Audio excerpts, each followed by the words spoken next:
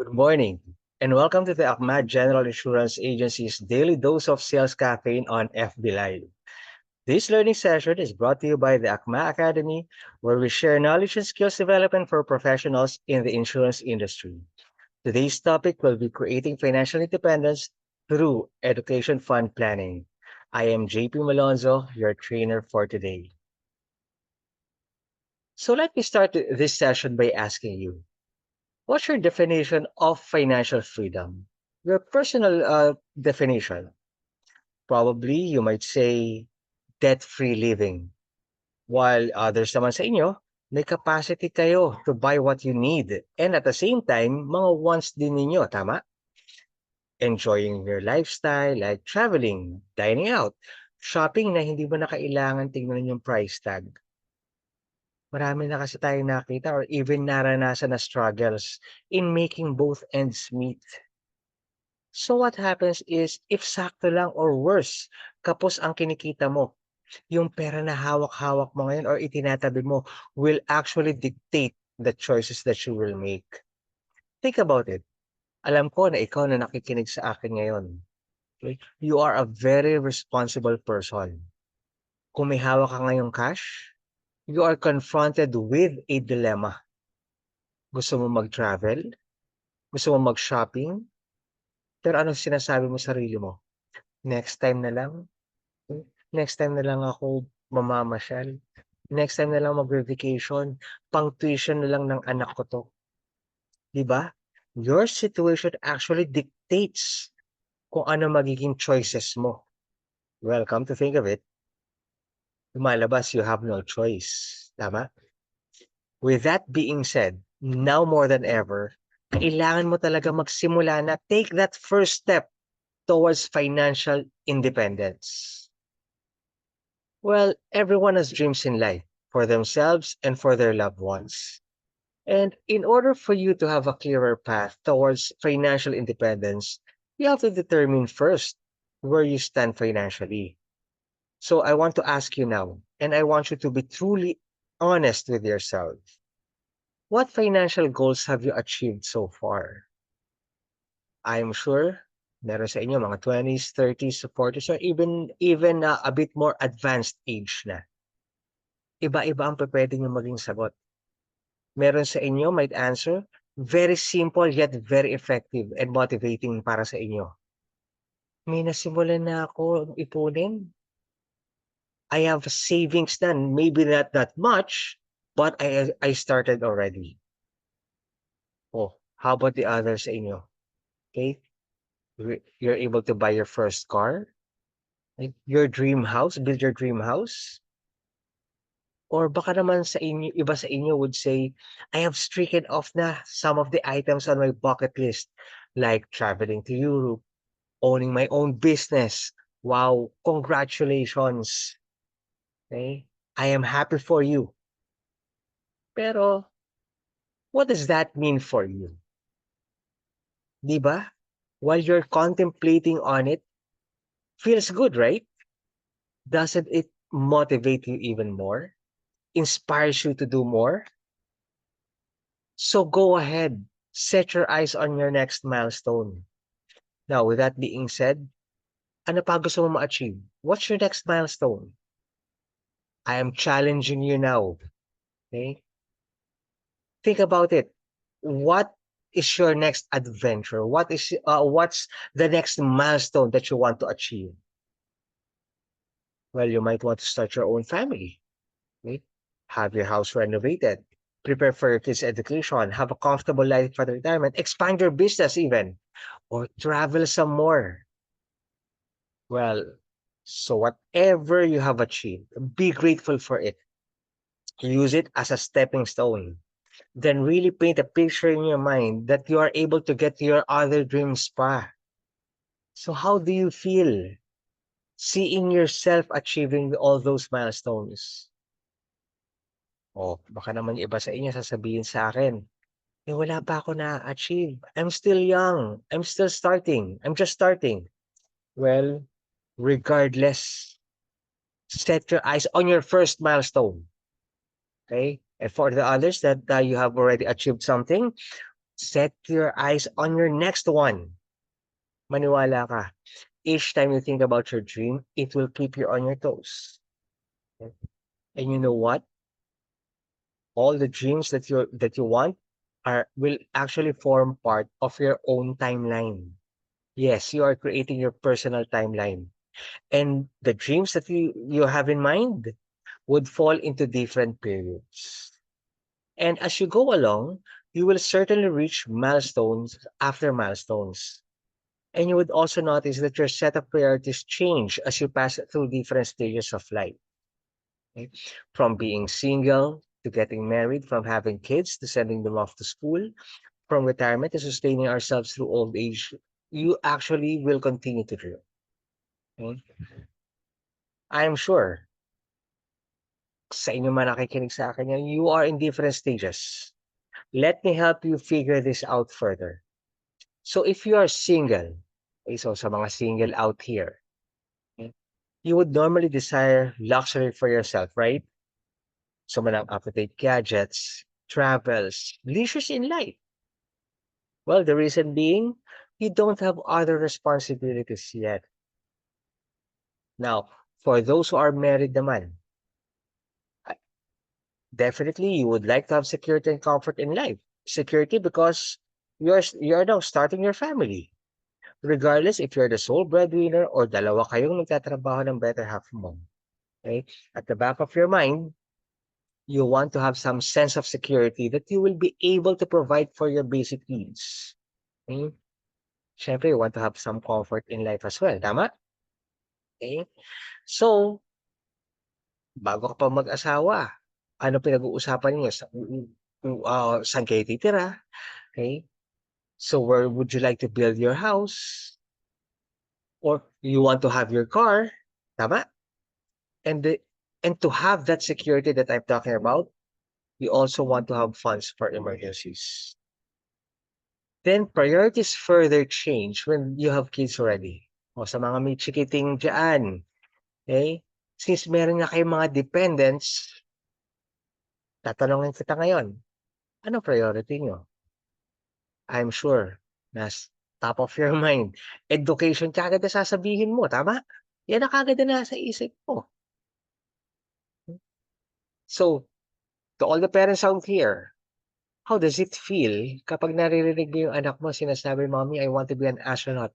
Daddy, I want to be a doctor someday. Daddy, I want to be an engineer like you." So ikaw na isang magulang, needless to say, my dear parents, you really want to secure your kids' education to give them a better chance in life. And of course, when you're about to retire, you want to have a comfortable life at retirement, doing the things that they know that you have now have time for. Even pursue your passion. So lahat ng yan, it would all form part of your timeline. These are priorities and your milestones for each life stage. Okay? I'm asking you right now, fast forward yourself per life stage and see yourself achieving those milestones. Again, how do you feel?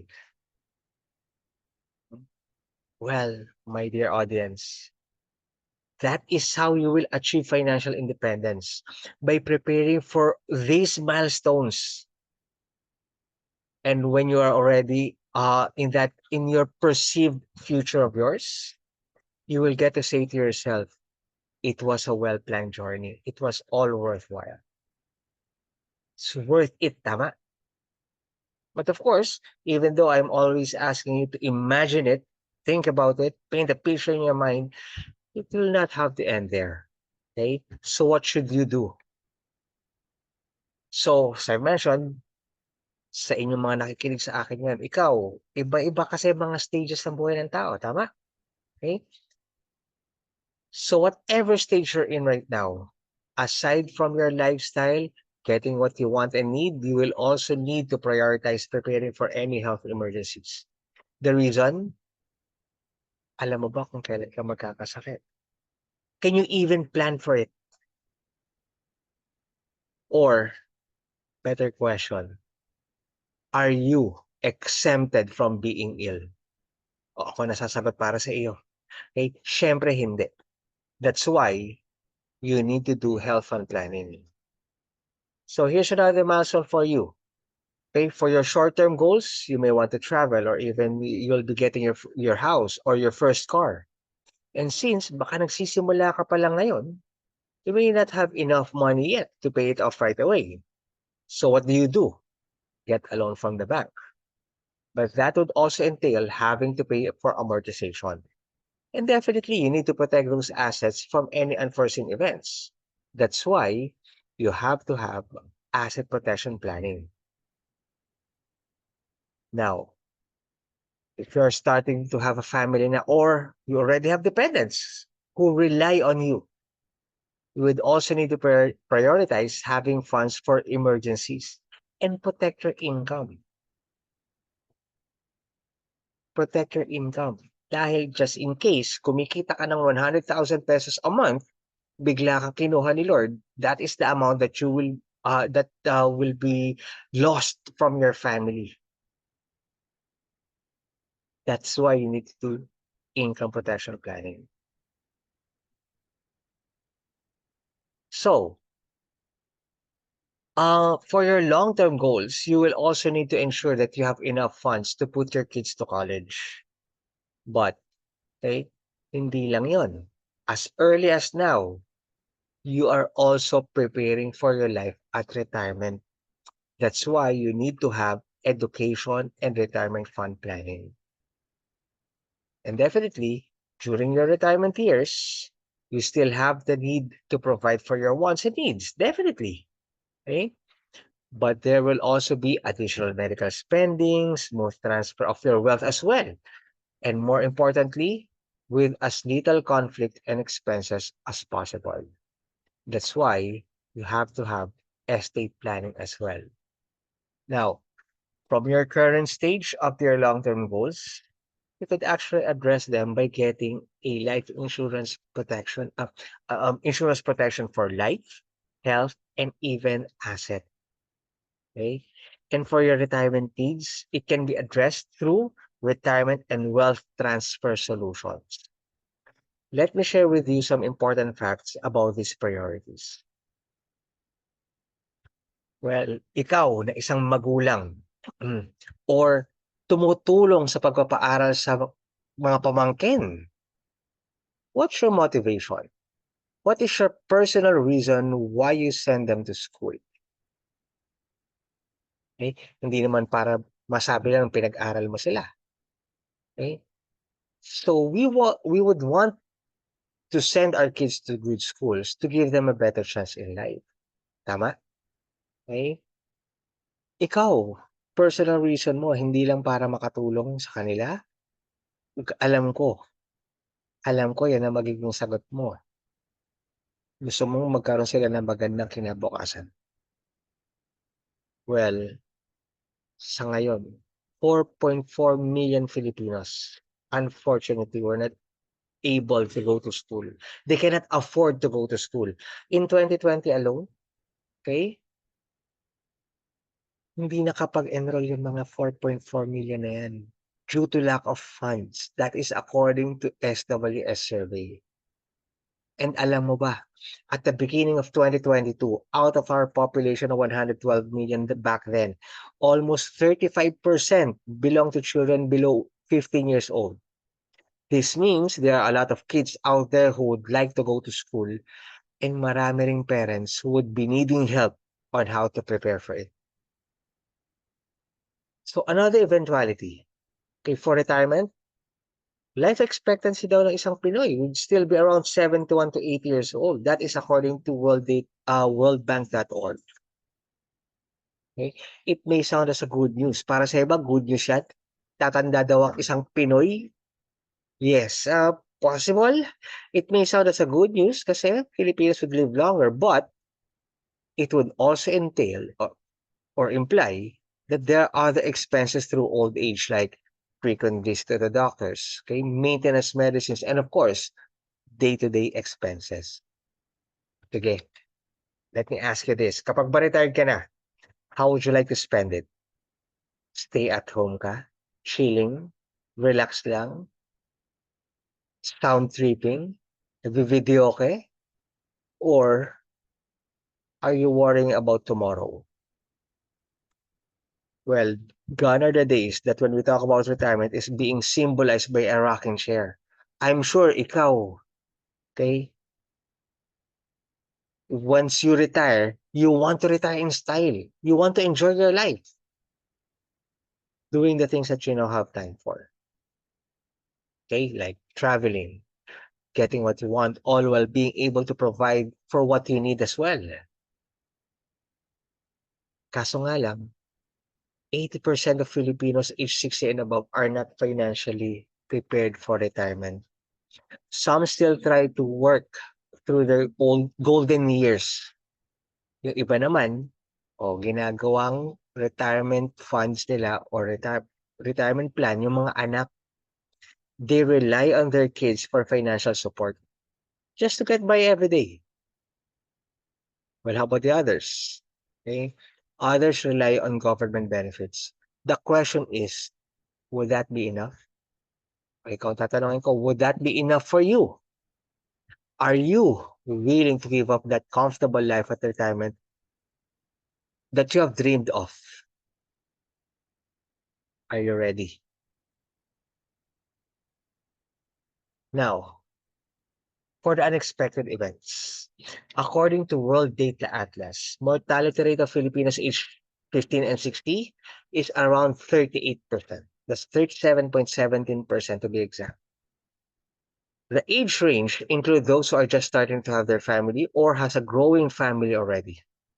And alam mo ba, 77% of our population do not have any financial protection according to BSP. So can you imagine that? If you belong, wag naman sana, what if you belong to that 38% between 15 and 60 na kinukuha agad ni Lord?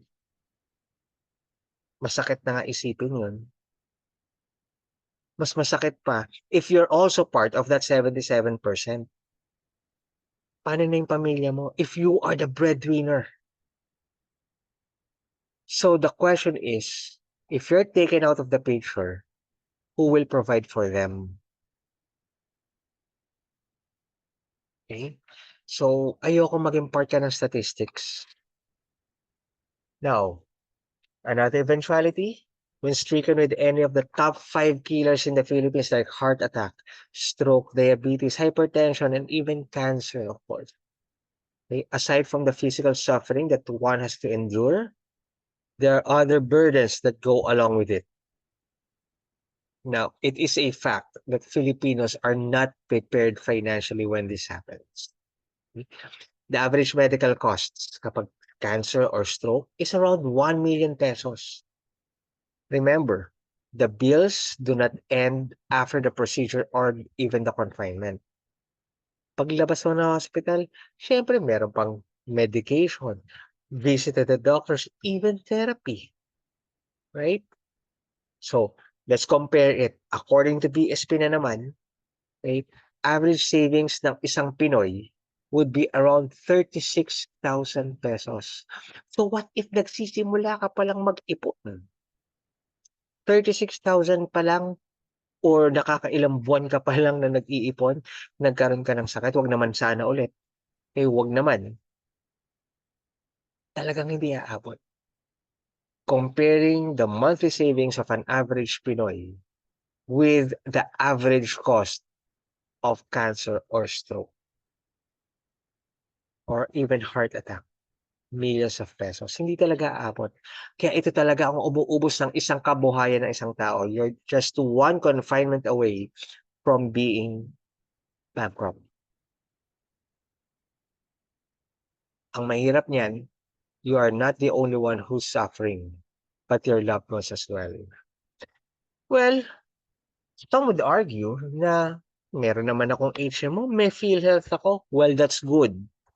As a financial planner, I would really advise you to have those things. Maganda yan eh. Okay? Maganda yan. I'm all for that.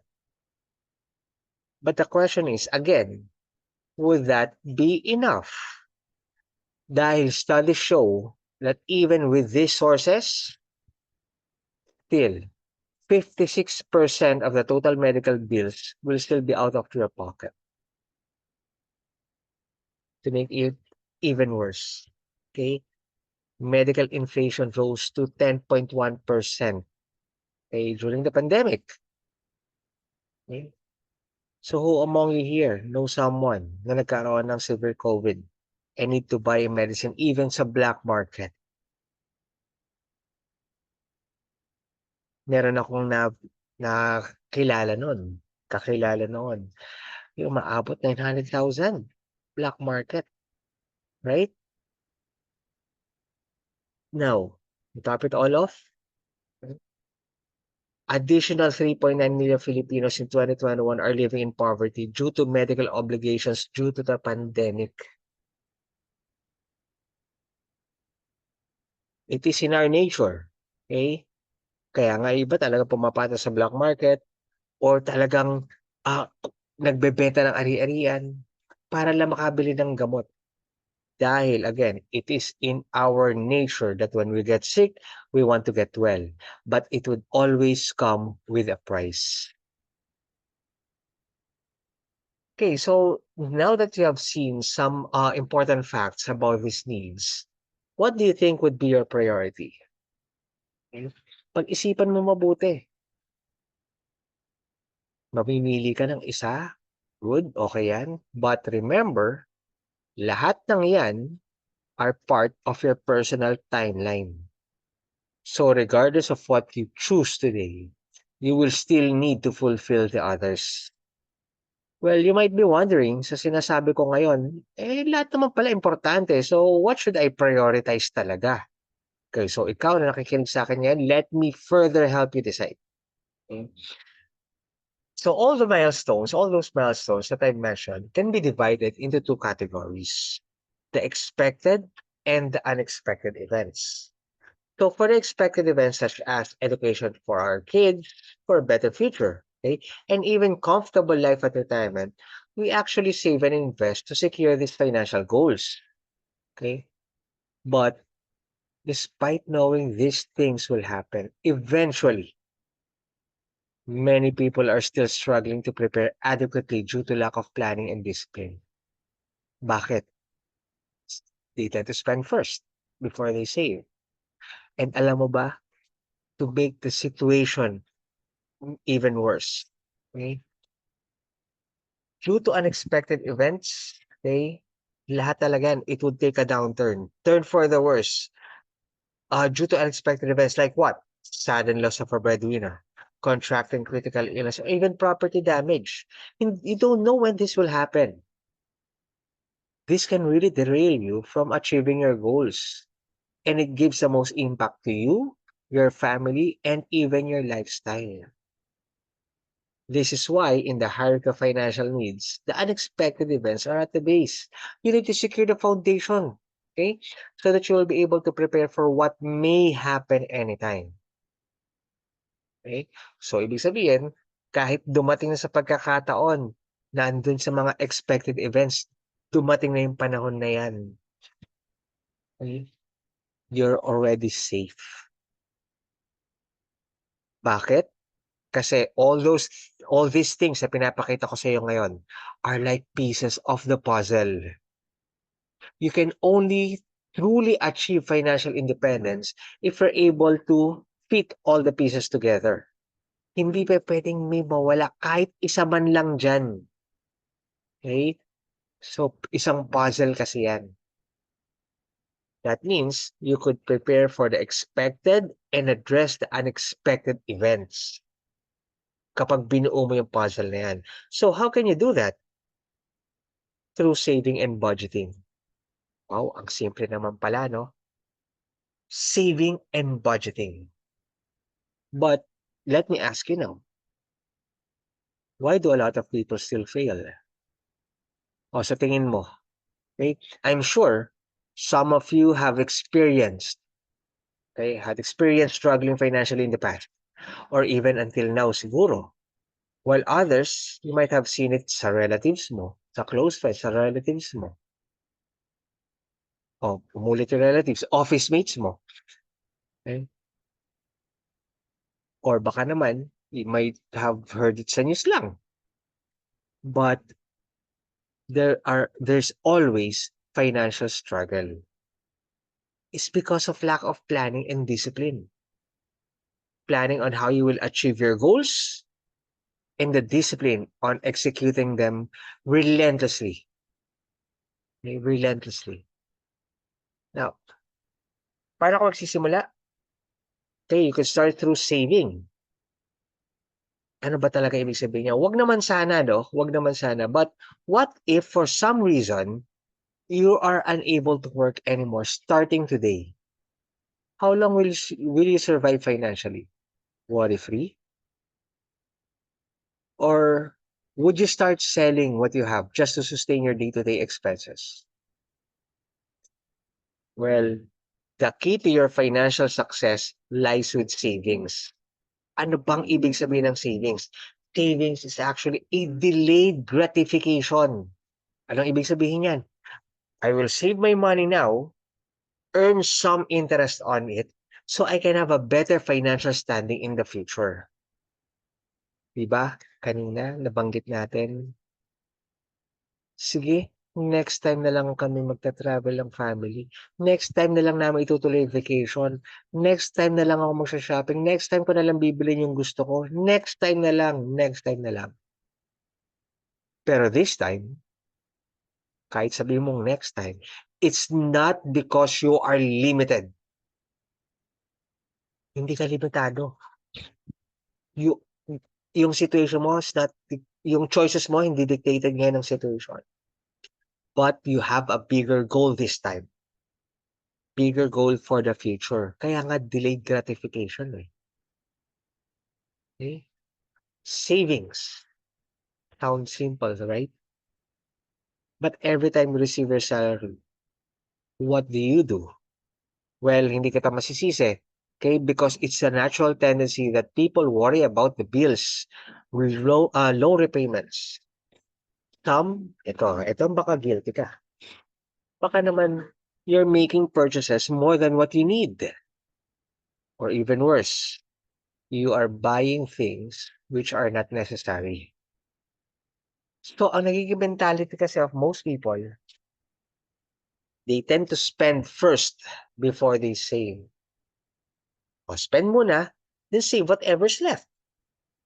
Well, with this, the balance is usually zero. Kaya nasasabi na lang, naku, saan na napunta yung pera ko? Saan napunta yung sweldo ko? Okay? We're now living from paycheck to paycheck. Sometimes you cannot even make the both ends meet. The correct mindset should be, you have to save first and then spend whatever's left. This way, you'll be able to build funds for your future goals. Dapat nga lang, committed ka ha. Okay? So, hindi pa pwedeng ningas kugon lang. But, baka naman sabihin mo na sa akin yan, wala akong idea how to save. Well, don't worry. I will teach you one of the savings regime tips. Okay? Magkano nga ba? How much should you save every month? I'm not saying that you should save all your monthly income. That would be very impractical because you still have bills to pay. You have to buy food, tama? But the idea is you have to pay yourself first. Ilan taon nga ngayon? 20 years old, 35 years old? Well, let your 35-year-old self take care of your 60-year-old self. That's paying yourself first. Rule of thumb. Pag nakuha mo yung sweldo mo, 50% of your income goes to your basic needs. Okay? Your food, your shelter, your clothing. Then 30% will be for your nice to haves. To enjoy your lifestyle naman. Then eto na, pay yourself first. 20% goes to your savings. Now, you were able to determine na, okay, ano ba ang magiging future milestone or milestones mo? You can now use that 20% savings for that or those goals. Ayan na, nagsisimula ka na. Now, aside from savings, kailangan marunong ka rin mag-budget. Okay? Budgeting tip. I can share with you. Manage your expenses. To manage your expenses better, it is best to know where your money really goes. You need to categorize your expenses para malaman mo if your money was well spent or not. And alam mo ba, a lot of people that I talk to realize a lot of things when I do this exercise with them. So, let's do this again. Let's do this naman together. So you could grab a pen and paper, ha? Okay? This is what we call the ACMA piso expense. Okay? So, bakit piso? Okay? So, piso, it's an acronym. So, P is for priorities. These are the things that you cannot live without, like food, shelter, clothing. Siyempre, hindi ka naman mabubuhay kung hindi ka kakain. Tama? Okay? So, hindi ka naman lalabas ng hindi ka nagdadamit. Okay? So, we need roof over our head. Okay? So, that's priority. Indispensable, these are the necessary expenses at your stage. Okay? Like education of your kids, to insurance premiums, your utilities. Okay? And syempre, part ng piso expense, yung S is actually side interests. Okay? This is for you to enjoy your lifestyle naman. Nice to have. Okay, like shopping. Okay, so like movie hopping. But sa piso expense, meron din tayong tinatawag na of no value. Okay? Yung of no value, these are the things that don't add value to you whatsoever. Okay? So, sige. Let me give you an example. I will show you. Ito, meron ako isang nakausap. Okay? So, we categorized his expenses and he was quite surprised with what he has seen, with what he was able to list down. So, let's do this together as well. Kuha ka ng pen and paper mo. And I want you to be very detailed as possible. Okay? Be very detailed as possible. Bakit? Para makita mo yung katotohanan. There would be a self-realization then for you. Okay? So, and etong mga nakikita mo ngayon sa each category, these are the normal items na lumalabas every time I talk to people about this thing. Okay, about the piece expense. Okay, let's make an analysis of your monthly expenses using this one. Okay, so the person I talked to before. Now, for the priorities, umaabot sila ng 25,000. Okay, medyo, malaki-laki rin naman yung pamilya nila. Okay naman. Okay, now, yung housing nila, 25,000 pesos. Clothing, hindi naman siya buong taon bumibili ng wardrobe.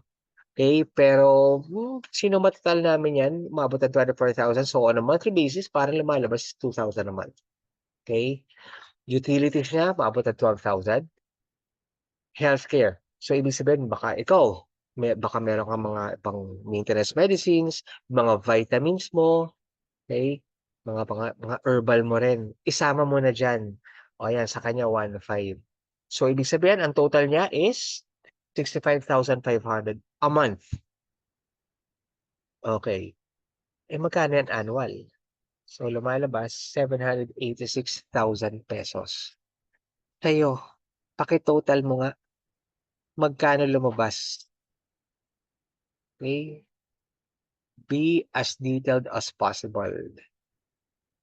Now, for indispensable, so may anak siya eh. Ang lumalabas, parang 10,000 pesos a month ang kailangan niyang gastusin for the tuition fee. Okay?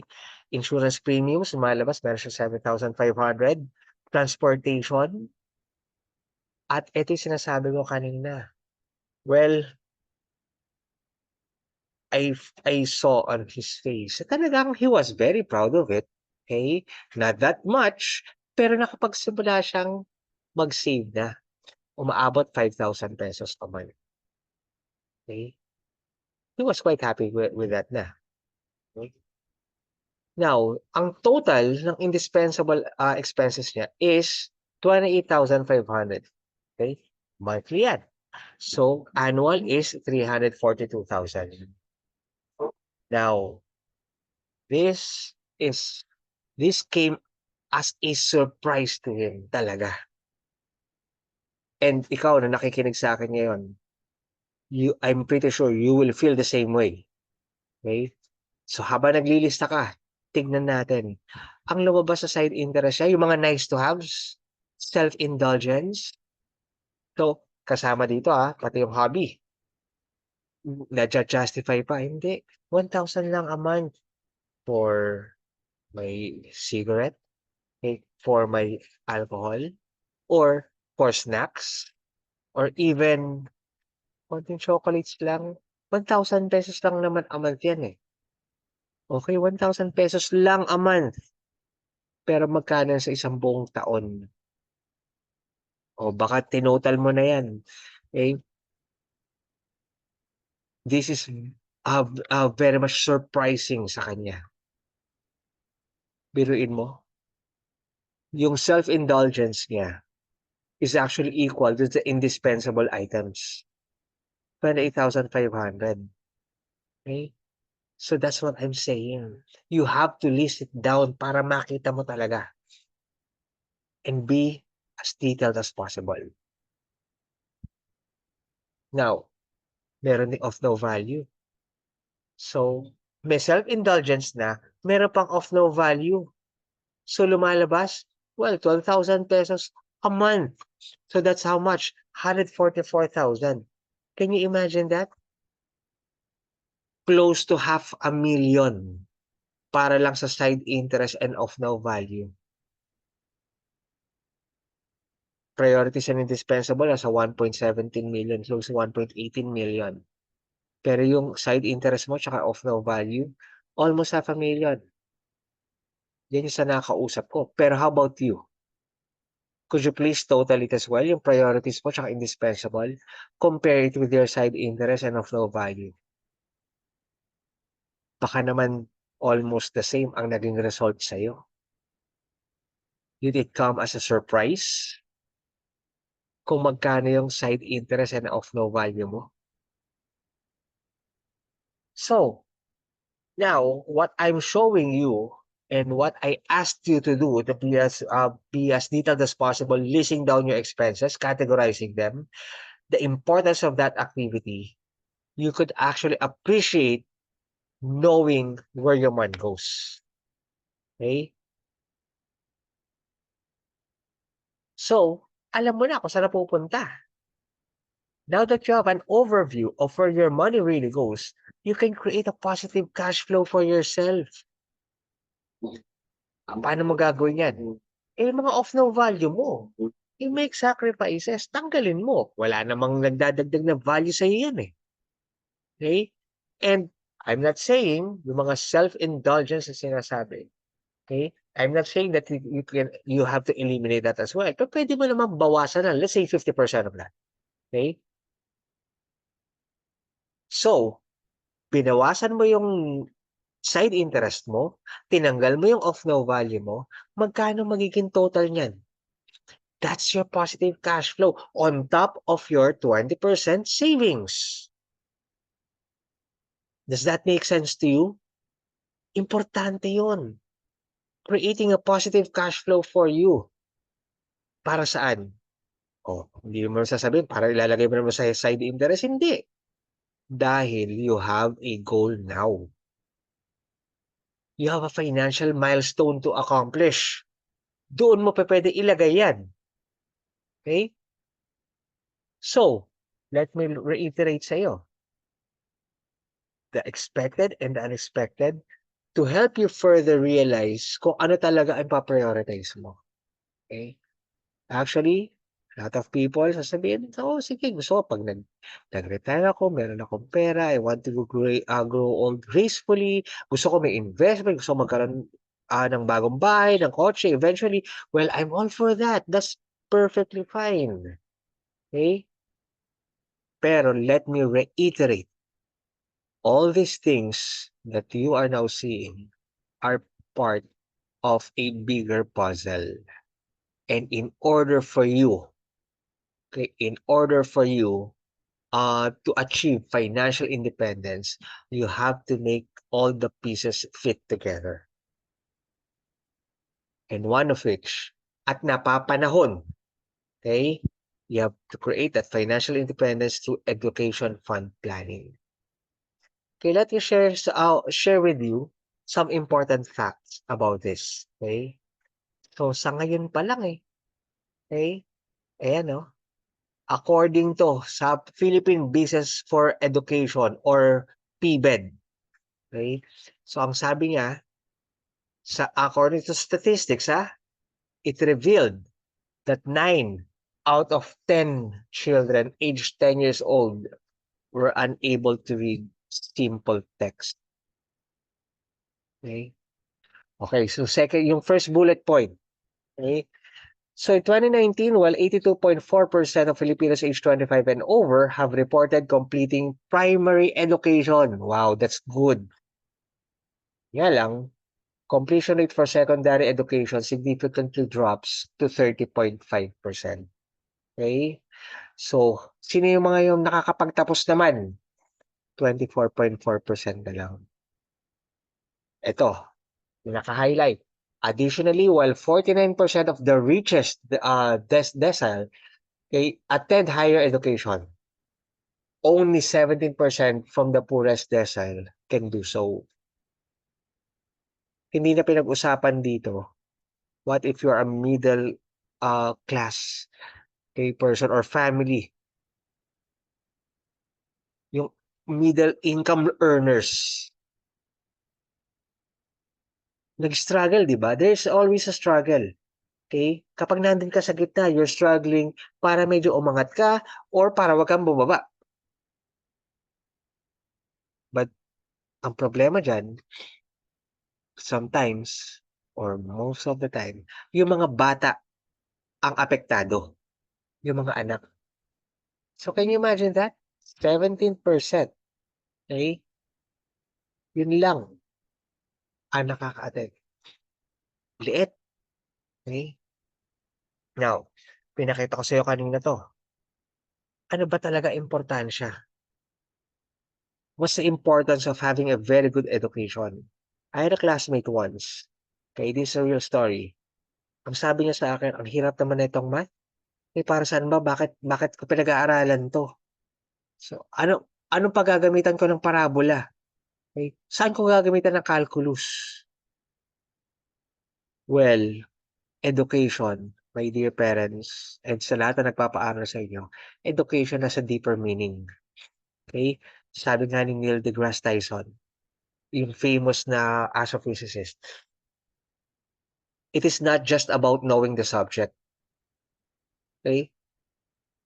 What it teaches a student is how to solve a problem. Inaayos yung wiring ng pag-iisip ng isang bata. Okay? Para to prepare him for what's out there in the real world. That's why education is very important. It's not just about the grades. Well, it's a good thing kapag ka matataas ang grades, may mga awards, cum laude, summa cum laude, or whatnot. Okay? But it is just a validation that they learned that subject. But what's more important is that they were trained how to solve a particular problem. It is preparing an individual for the real world, real life problems. Nga lang, nakikita mo naman at nasabi ko sa'yo, a lot of Filipino people or children were unable to enroll due to lack of funds.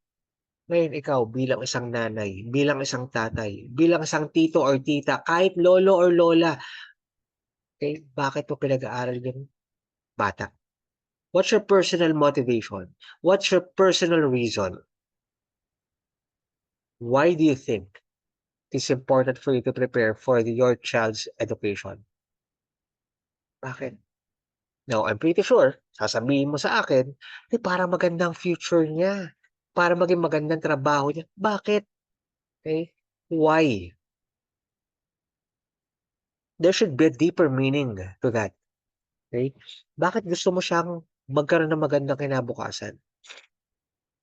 Well, a lot of people I talk to, ang sasabihin sa akin nga, magandang trabaho, magkaroon ng magandang trabaho, maganda ang magiging sweldo. So why? Why do you want your kid to have a good job? High-paying job?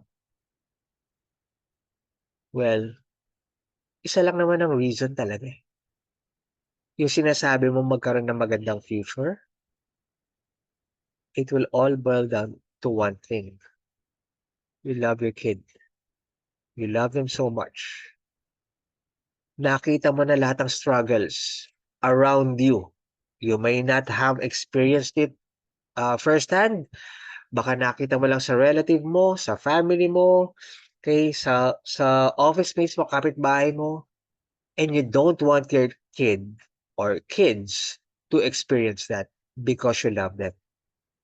Tama? Now, what if you were able to prepare for your kids' education? I want you to really paint a picture in your mind. Okay? Graduate yung anak mo. Ang daming awards. Top of his class. At special mention ka lagi during the awarding ceremony. Mom, Dad, thank you. Okay? At my age, you're still bringing me to school. Because of you, I am where I am right now. How do you feel? How does that make you feel? Does that make you feel happy, secured, fulfilled? May achievement ka. It's not just about the achievement ng bata. It's your achievement. Nakapag-prepare ka eh. Pinagpaguran mo yan. I'm pretty sure umaagree ka ngayon. Okay? Pero what if you were not able to prepare for your child's education? At some point, tumigil siya ng pag-aaral.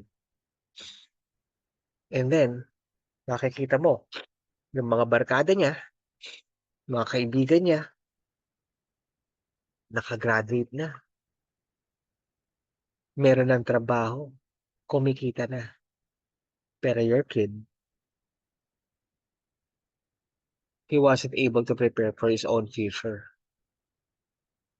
Baka nahihirapan maghanap ng trabaho kasi nga, hindi nga nakapag-aral. How does that make you feel? Frustrated? Sad? Guilty? Masakit yun, di ba, para sa isang magulang? Now, yun naman pala. If masakit talaga naman yun, ako, I'm a parent myself. I have 3 kids, okay? Just thinking about it, masakit. Okay? The question is, what are you willing to do to prevent that from happening? What are you committed to do, okay, to prevent that from happening? Now, may breaking news pa tayo ngayon. Okay? Tuition fee hike moratorium expires in 2024. So what happens next? Okay? So that's according to gulfnews.com. April 5 lang po yan, 2024 na publish. Okay? So these are the for the state universities. State universities pa lang, meron na rin plano mag-increase. O ikaw, let me ask you now, saan mo ba gusto mag-college yung anak mo? Nagsisimula ka pa lang. Let's say you're 35 years old, bagong nagkaroon ka pa lang ng anak. Saan mo gusto pag-aralin yung anak mo? Oh, papipiliin kita. 2023 tuition fees. UST from 60,000 to 140,000 pesos a year. It would depend on the course, okay, na kukunin niya. Silliman University, 120 to 160,000. Mapua, 120 to 240. University of San Carlos, 140 to 180,000. Ateneos, 184,000 plus. St. Benilde, 195 to 300,000. De La Salle University, 200,000. That was last year. Okay, last year yan. Okay, but eto, meron pang isang news.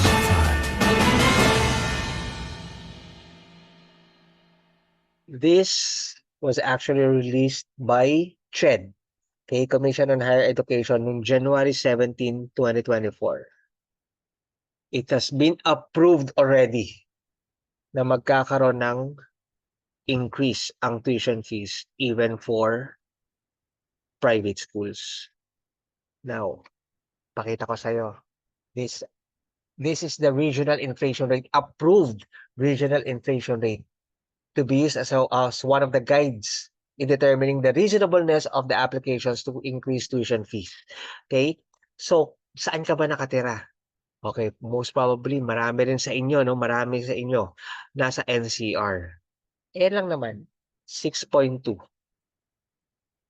That's the regional inflation rate. Okay? Pwede itaas. Okay? So, pwede itaas. 6.2. So, nakapili ka ba? Saan mo gustong pag-aralin yung anak mo? Sige. Let me show you this one. Okay? So, if pinili mo, let's say, Lasal, and yung anak mo would enter college 12 years from now. Kung 200,000 ang tuition ngayon, at 6.2% ang rate of increase every year, sige ganito na lang. Every year lang yan. And then kapag nag-college siya, sabihin natin wala nang increase. Okay? Yung increase lang is from today up to before siya mag-college. Can you imagine that? Pag-enroll ng anak mo on first year college niya, 411,000 na ang kailangan mong bayaran tuition. Okay? That is for 1 year. What if, normal naman yan, 4-year course ang kukunin ng anak mo. Hindi lang naman 411,000 ang gagamitin mo. Alam mo kung magkano na? Here. It's actually 1,598,786.10. Let me show you how it works. Okay? So ngayon, kung first year college yung anak mo, dapat meron kang 1.5 million. Dapat may 1.5 million ka. Then, dahil ngayon siya mag-enroll, kailangan mo mag-withdraw ng 411,646. Yun yung na-complete natin kanina. Okay? Now, ang tip ko sa'yo as a financial planner, yung 1.5 na yan, huwag mo patulugin. Let's reinvest that at 2% para safe. Okay? Conservative. So, yung 1.5, nag-withdraw ka ng 411,000, ang natirang pera sa'yo is 1.18 million. Okay, 1,187,000. Reinvested at 2%, kumita ka ng 23,000. So, ibig sabihin, at the end of the first year college, meron ka pa rin 1.2 million. And it will be forwarded the following year as your beginning balance. So, 1.2 million, safe pa yung anak mo. Definitely, he could still study second year of college. Why? May pera ka pa, You still have 1.2 million. Then, mag-withdraw ka ng 411,000. Safe for the second year anak mo. Then whatever's left, your money will be reinvested again at 2%. Okay? So, giving you an ending balance of 815,000. So, hanap lang tayo. Okay? Basta meron kang 1.5 million ngayon, okay, almost 1.6 million, i-invest natin at 2%. Hanap tayo. Okay? Safe ka na hanggang second year, tama? Okay, now, since meron pang natira, meron ka 815 last year, so it will be forwarded, ayun, third year college yung anak mo, makakapag-aral pa rin siya. Kasi kaya mo pa rin mag-withdraw ng another 411,000. May matitira sa'yo 403, reinvested at 2%. And at the end of that year, meron ka pa rin 411,646,027 which will be forwarded the following year as your beginning balance. Ayan. Saktong-sakto. Pag-graduate yung anak mo, well, siguradong gagraduate yung anak mo. Kasi meron ka pa hanggang 4th year funds for him. So that means, kakailanganin mo lang, meron ka bang 1.5 million ngayon? Nako, parang ang laki pala pakinggan. Baka yun na sinasabi mo. Paano mo bubunuin yan? That's why we are teaching you you have to create a positive cash flow. You have to make saving and investing a way of life. Okay? So sinabi natin kanina, di ba? Yung 50-30-20 rule. You have to do that. You have to save your money. 20% will now have to go. Kung importante sa'yo, mahal na mahal mo anak mo, then use the 20% para sa college fund ng anak mo. That's it. Or, better yet, pwede rin naman, you invest para to grow your money. Okay? You have to grow your money. Making saving and investing a way of life. What's the difference? Well, saving is capital preservation. Kung kinakailangan mo na yung pera within the next, let's say, 2, 3, 4 years, 5 years, then capital preservation. Hawak-hawak mo na yung 1.5, 2 years from now, mag-enroll na yung anak mo, hindi dapat safe ka. Sa saving ka. Maliit lang ang risk, maliit lang din ang pwede mong earnings. Pero if na yan, more than 10 years bago pa mag-college yung anak mo, then go with investing. Why? It's capital appreciation to grow your money, to preserve the value of your money. Hindi ka matatalo ng inflation. Yun nga lang, kung magkano inflation yan, we have to look for something na mas mataas sa inflation rate. Okay? Take advantage of the power of compounding. Okay? Ano ibig sabihin nun? Okay, so imagine this. What if for 40 years, for the next 40 years, mag-iipon ka ng 1,000 pesos per month, nilagay mo lang sa closet mo. So you have 480,000 after 40 years.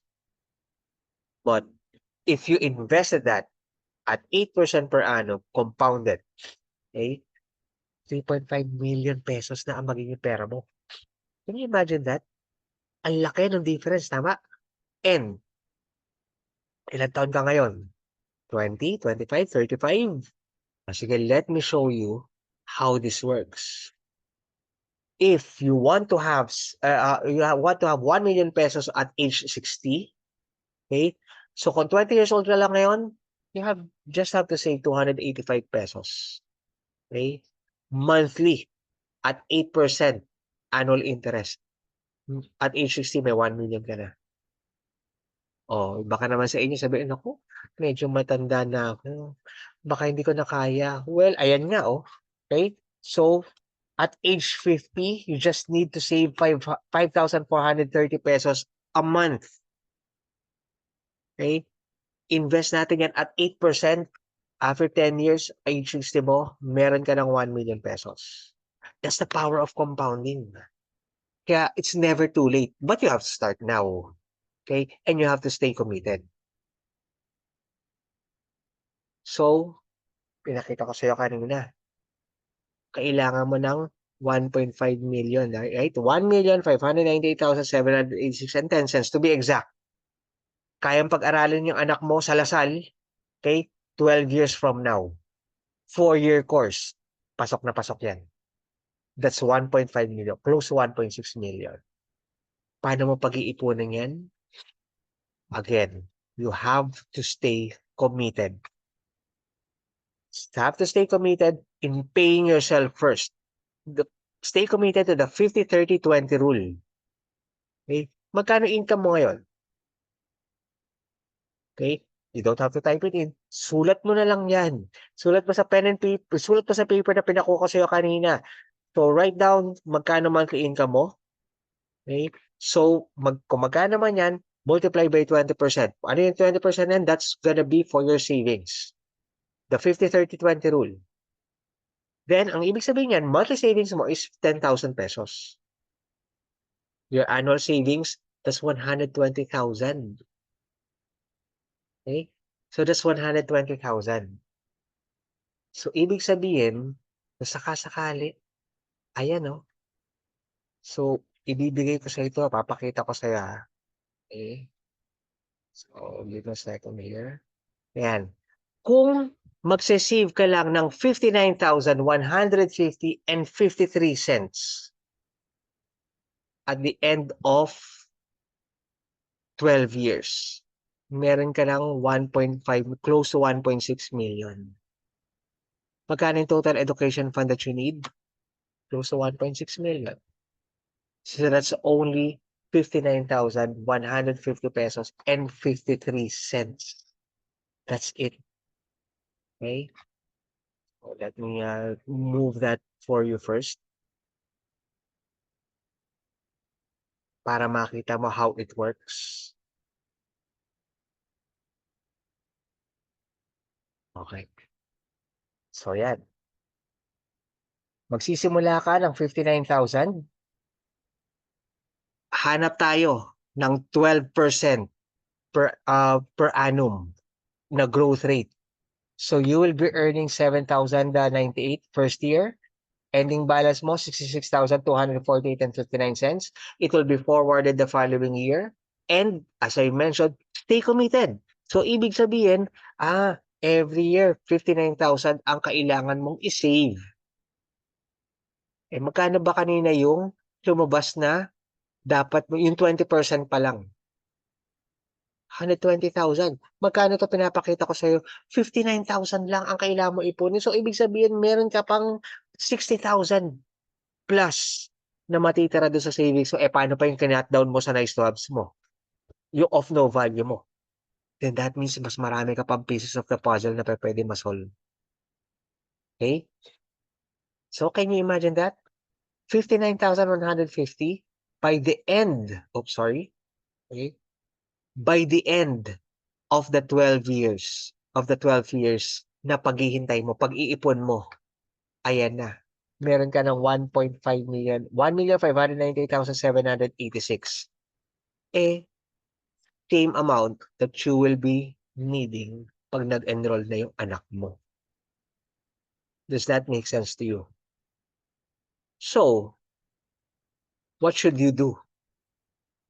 There's nothing left for you to do. There's only one thing for you to do. Okay? You have to secure your future today. Not just for you. You have to secure the future of your kid today.